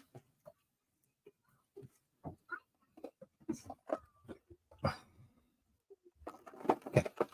So I am back, people. Thank you for waiting. And Terminator Captain re-rolling charges from the. I'll have to get the codex to confirm that. However, on this one, they only give you the combat patrol rules. Oh no, it's just re-roll charges. It's not from Deep Strike. It's just re-roll charges in general. So you could have just walked up there and you still get to do it. Awesome. You still get the Oath of Moment, which is pick a unit and re-roll your to hit rolls. which I'm going to forgo against this one because it's just getting a bit complicated and finicky doing it that way. So first, I don't have a name for my Winged Prime. Anyone watching thinking, wow, that was quick, he's painted them quick. No, I just happen to have more than one. I don't have a name for my Winged Prime, so it's saying if we can have Specimen 45, the Archaven Horror, or the Shifting Shadow. Yeah, okay. So let's grab some dice. Some of my many dice. We got white ones with this one, so we'll use a white one to choose his name. And he is the Shifting Shadow versus Chapter Master Lads. So let's pull off his data sheet also. So we have that to hand. Death Blow. So he does have special rules. He's also got Warp to the Shadow and Synapse, which are the basic rules for most Tyranid units. He has no ranged weapon, and they both appear to do 6 attacks. So 6 dice seems to be the maximum I will need to use.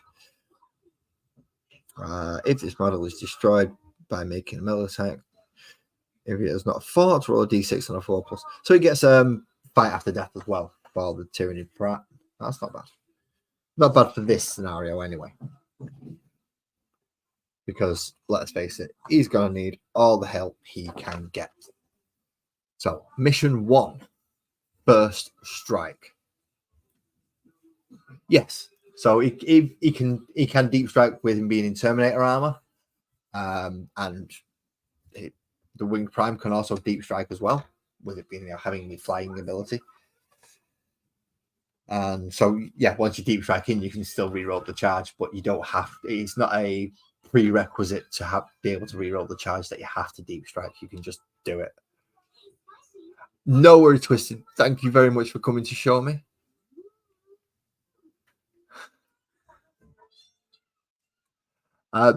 In this case, Francois, it was just a random point because it asks you to pick a name in the magazine.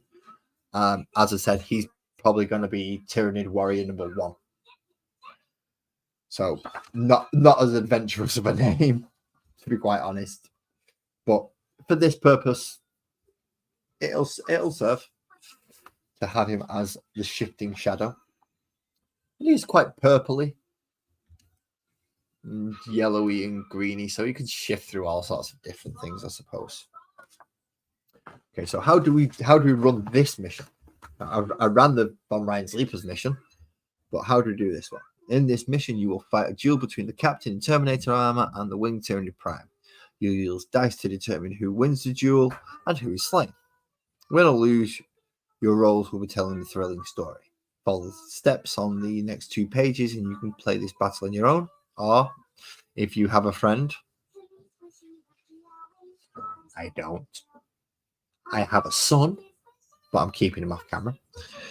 If you have a friend, you can make them roll the Tyranid Prime rolls because he's going to lose. Deployment. To deploy for this battle, first place your battle map flat on a surface, preferably somewhere that won't be disturbed, and with room for you to place this issue next to it. Place your models in the center of the board with their bases touching, as seen below, and make sure your dice are close to hand. With that, you're ready to go. Okay, how to win? The battle ends immediately when one of them dies. Forging a narrative. Your role will represent the actions made by the model. So, essentially, the attacks are going to tell the story themselves. So, it actually tells us who gets to go first. So, Tyranid turn, Space Marine turn. Does it go any further than that? Nope, it does not. Okay, so that's very simple. I can do this from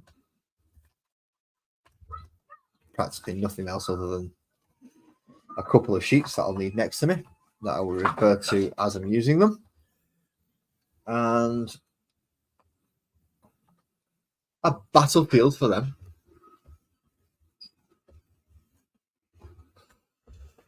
to actually fight on. So they're going to be fighting on this deck. Let's move it around this way. So we have, I've already forgotten his name because, as I said, the Shifting Shadow is going to be there. Move speed paint out of the way. And Chapter Master Laz is going to be there fighting him.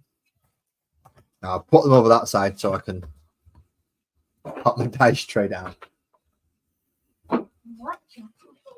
Okay. So we need 6 dice. Do I have, can I do 6 of one and 6 of another? Yeah, I can. I can do 6 blue for the Chapter Master, who has 6 wounds total. They both have 6 wounds total. So he can have a big blue one with Conquest written on it. And he can have a big green one with Conquest written on it to represent the amount of wounds they've got. So 6 little blue dice. Chapter Master, and I hope that is not indicative of how he's going to roll, because otherwise he will lose this. And my 6 transparent greens to be for Winged Prime. I really hope that's not indicative of the roll, because yeah, this Terminator is going to go down very quickly. So it says we start with Mr. Shadow. Now, Mr. Shadow has 6 attacks. He will hit on 2 pluses. He doesn't have anything that allows him to reroll 1s. Strength 6. So against a toughness 5 model, it'll be 3s to wound. And he's got -1 AP. So Terminator will be saving on 3 pluses. So let's start with Mr. Winged Prime, because it says it's 2. Base-to-base contact, please, gentlemen. And alien. 6 attacks at 2 pluses to hit. Now, last time I ran something like this, it went horribly wrong, and I got some of the worst rolls I've ever had in my life. So let's hope it doesn't quite go that badly this time. Not too bad. He missed 1 attack, so he could still take him out. He could still win this in just 1 quick round of combat. All the rest are all 2 pluses, so they hit.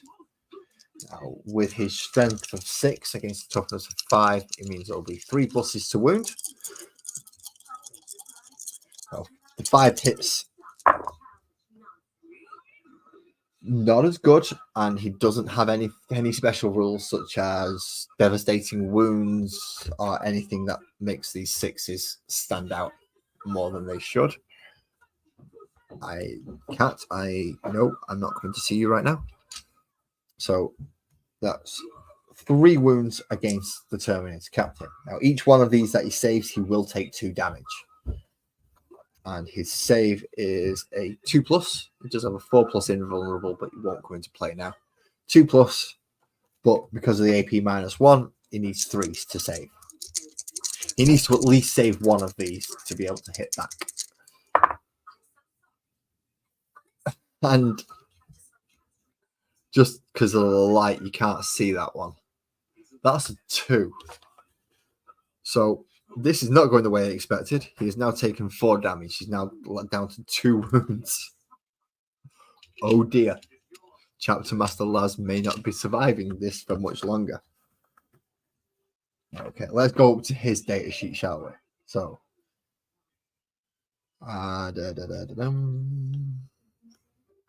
just check I'm up to the right place. Yep, Tyranid hat is gone. Now it is time for the Space Marine. Okay, his melee weapon is again 6 attacks. You just clawed into him, at least look at him, please. 6 attacks, again 2s to hit.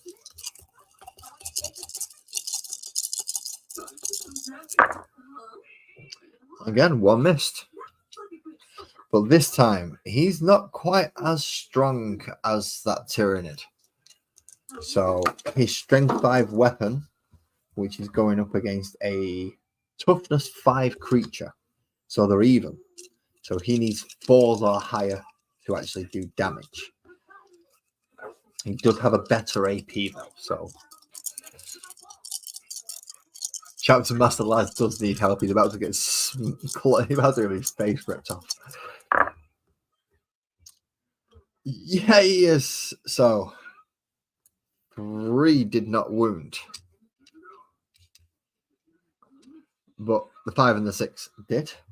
Now it's a -2 AP, and Winged Prime has only got a save of 4. So he will need 6s to survive, to not take any wounds. But the maximum I can do with 2 dice is 4 damage.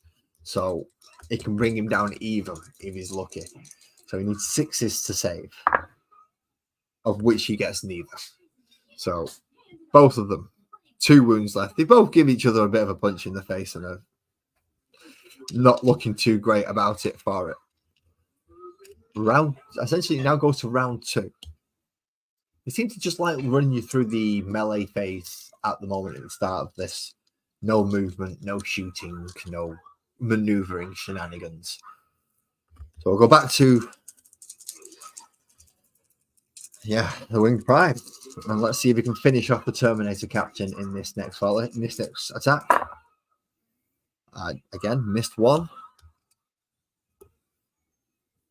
And 3s to wound.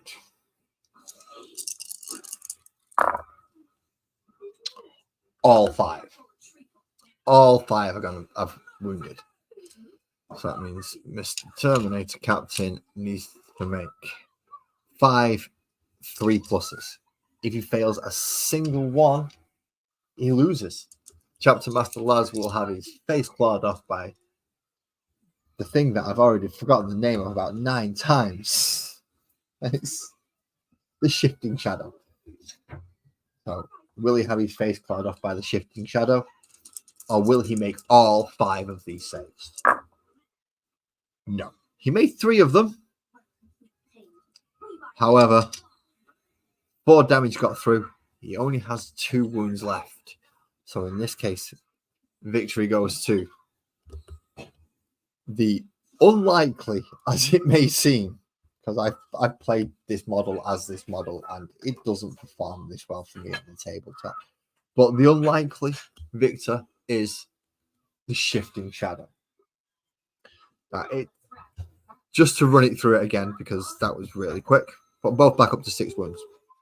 I'm going to reverse the order. I'm going to let the captain go first, and then the Shifting Shadow, the Chapter Master go first, and then the Shifting Shadow can go second. So, just to give it a reasonably fair go. 2s to hit, 4s to wound. So 1 missed.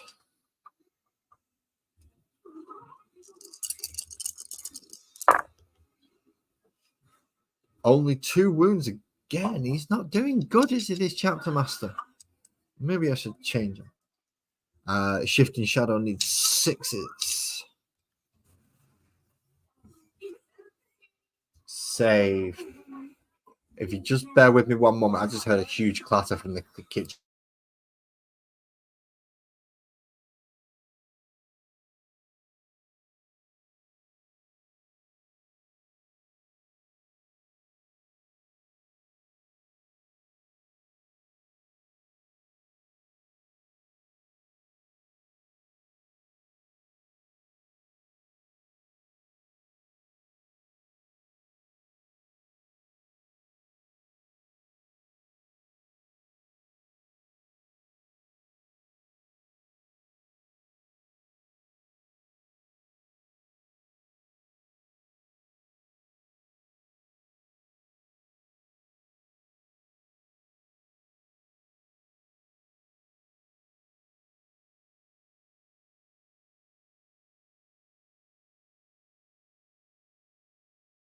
Okay, on mute now.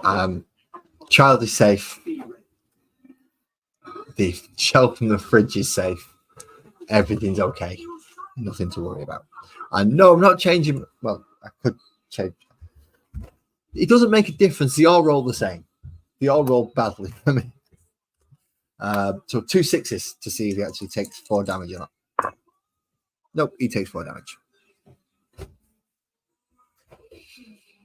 Okay. Again, 2. So Shifting Shadow gets fight back. 2s to hit, 3s to wound this time because he's a little bit stronger. All hits. There isn't a single one in there, so we have just bring them all into view so you can make sure that I'm not cheating. See, all hit.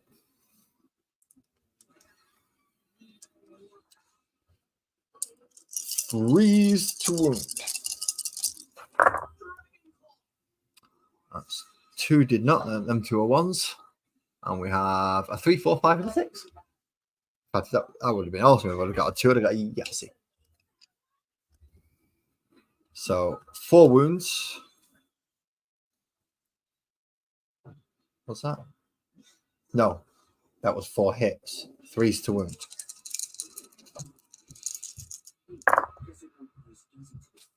Two again.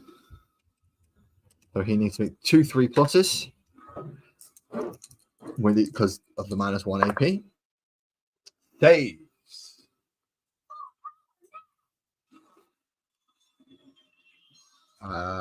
One moment.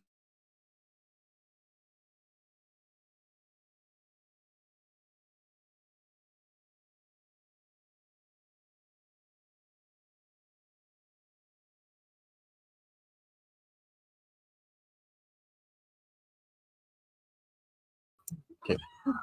Really lucky there at the end. So he's still 6 wounds and he gets to attack back now. This is more how I expected it to go the first time round. So 2s to hit, 4s to wound again. All hit. He's doing better this time round. And 4s to wound, which is no, no, no, and no. So 2 wounds. Just you can't quite see that as a 5. So Shifting Shadow needs to make both of these. If he fails one, then he loses this time. And he failed them both. So oh no, he didn't have a chance to fight for this round. So this is where his special rule comes in. So he's technically gone. But on a 4+, he still gets to fight. And he gets a 6. So he's technically on his last gasping breath, he's gonna make a lash out. Because he goes second in this one, he gets to do that.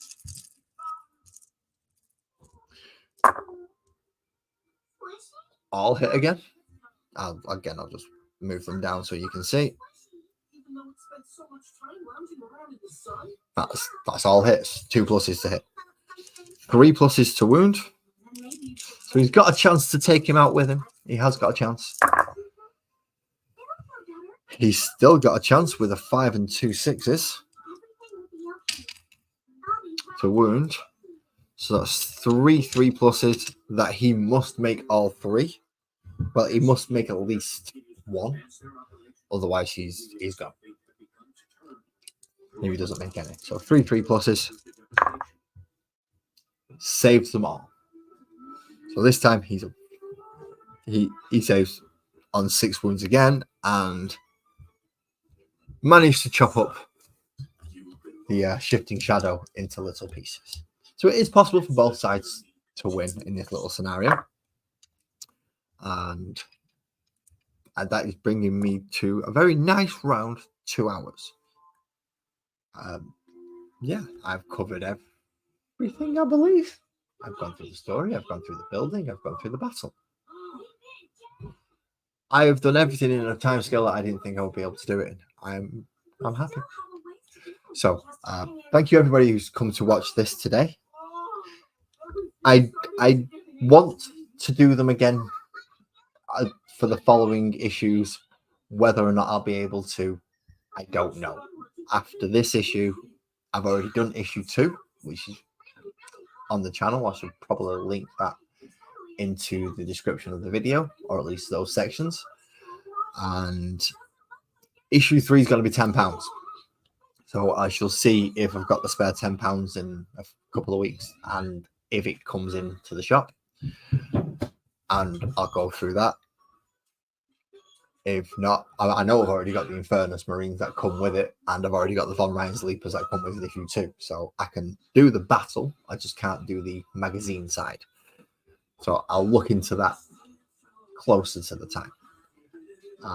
But thank you all for joining me. It has been enjoyable.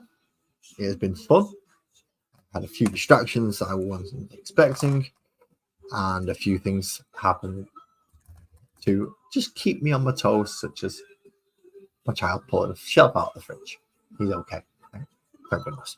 But I look forward to seeing you all on Monday. If you come to join me on my live stream, my Model Musings live stream, where I will be carrying on with the Captain Catacombs for the next one out of the last 2, and then we shall see from there.